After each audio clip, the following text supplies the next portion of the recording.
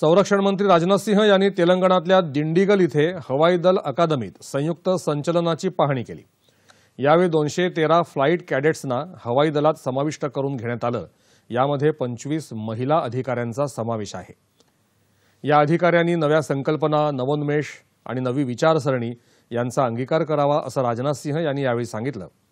परंपरा आणि नवोन्मेष यांच्यात समतोल राखून बदलत्या काळानुरूप त्यांची सांगड घालावी असंही ते म्हणाले। यावेळी राजनाथ सिंह यांनी मानवंदना स्वीकारली।